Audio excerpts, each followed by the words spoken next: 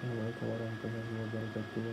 Hari ini saya Muhammad Hakim Mubin bin Hafizi, nombor kad matrik 16 PAT 18S 1076, dan penyelia saya ialah Cik Jamil bin Sa'ari. Hari ini saya nak ceritakan sedikit tentang projek saya, iaitu current leakage detector.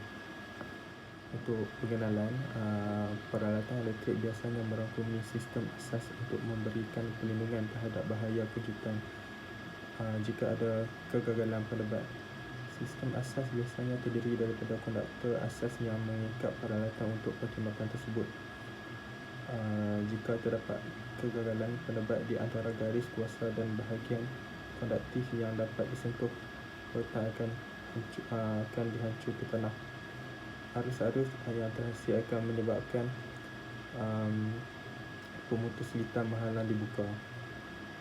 Setelah selesai sesuatu pendawaian, beberapa pengujian terhadap pemasangan pendawaian perlu dilakukan bagi pengesahan kendalian litar pendawaian dan peralatan dipasang selamat untuk digunakan. Sebelum pengujian dijalankan, proses pemeriksaan hendaklah dibuat. Untuk pengesahan perakuan ujian hendaklah dilakukan seperti pemeriksaan pemerhatian, ujian keterusan, ujian rintangan, ujian keketuban, ujian rintangan elektrod bumi, dan ujian peranti arus baki. Untuk penyertaan masalah, kerosakan yang selalu terjadi pada pendawaian iaitu litar pintas, litar terbuka, beban lebih,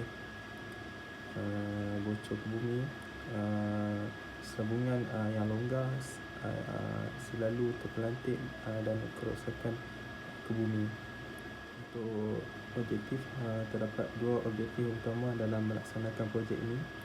Objektif pertama adalah alat pengesan current leakage detector ini boleh didapati dengan harga yang mampu milik. Pengguna boleh mendapatkan dengan harga yang terendah dengan objek yang tahan asap maupun kalis air untuk digunakan di setiap tempat walaupun terjatuh dari tempat yang tinggi, di dalam keadaan yang hujan dan sebagainya, supaya pengguna boleh menggunakannya dengan jangka masa yang panjang. Objektif kedua adalah alat pengesan ini juga dijadikan salah satu objek yang mesra pengguna, kerana alat ini bekerja untuk menghalang pengguna daripada membuang tenaga dan masa, malah memudahkan proses troubleshoot. Untuk skop projek, kajian yang akan dijalankan ialah bagi menubuhkan alat pengujian dengan cara mengenal pasti kebocoran arus di permukaan bumi kotak fuse adihan. Alat pengujian ini direka dengan menggunakan saiz kabut 50, darab 23, darab 52 cm, dan berat projek dalam lingkungan dalam 3 atau 50 gram. Alat pengesan ini juga dilengkapi dengan paparan LCD dan kabel untuk mengukur arus di permukaan bumi kotak fuse. Projek ini dilengkapi dengan bateri untuk bekalan tenaga.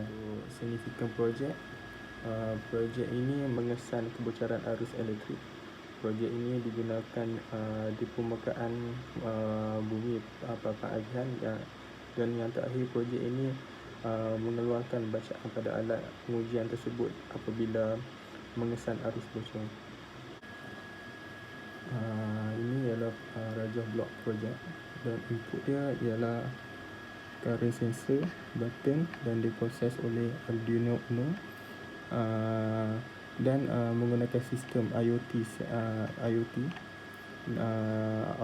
Output dia ialah LCD ataupun beban yang contoh buzzer, motor ataupun LED.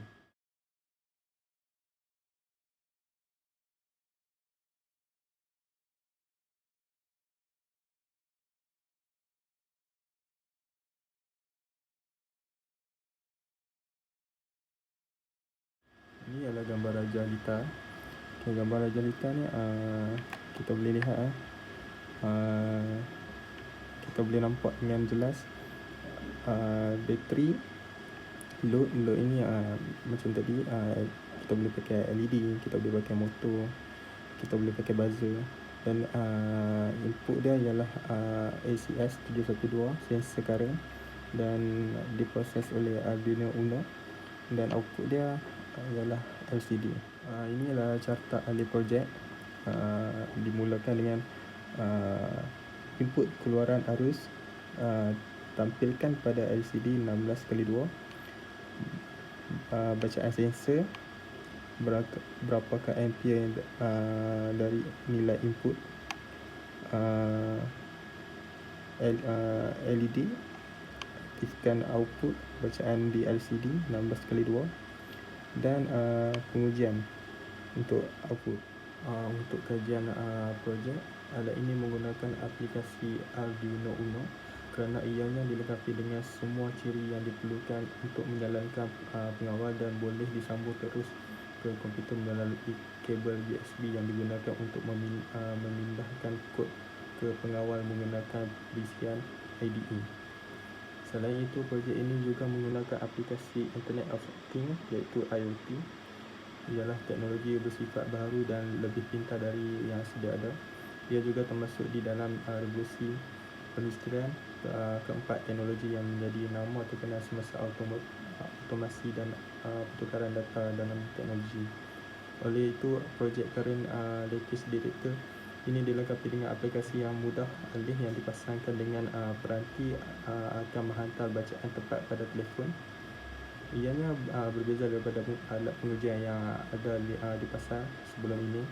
Alat ini dapat mengesan arus kebocoran, dan nilai bacaannya boleh dilihat dengan tepat melalui telefon. Saya menunjukkan untuk rujukan daripada projek-projek ini.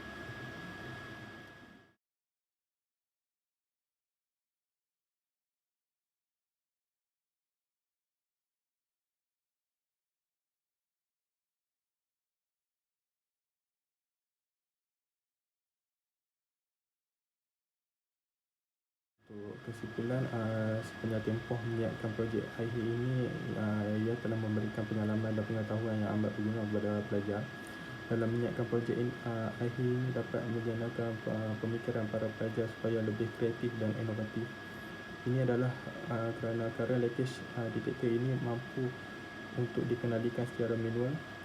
Penggunaan tenaga manusia dapat dijimatkan dengan kaedah pengendalian yang mudah. Dengan hasilnya, current lattice detector ini diharapkan dapat dijadikan sebagai bukti kesungguhan dan pengetahuan saya dalam menghasilkan mesin dalam bidang elektrik. Fungsi keselamatan juga amat dititikberatkan dalam projek saya ini supaya tidak membahayakan dan memudaratkan pengguna. Berdasarkan kepada objektif yang telah disampaikan sebelum ini, kesimpulannya, proses ini merupakan ciptaan yang amat berguna. Sebagai kesimpulannya, saya dapat mengetahui serba sedikit tentang bahan-bahan elektronik, ketahui perjalanan etching dan sebagainya. Di sini dapatlah dirumuskan bahawa projek ini telah mencapai objektif yang dikehendaki.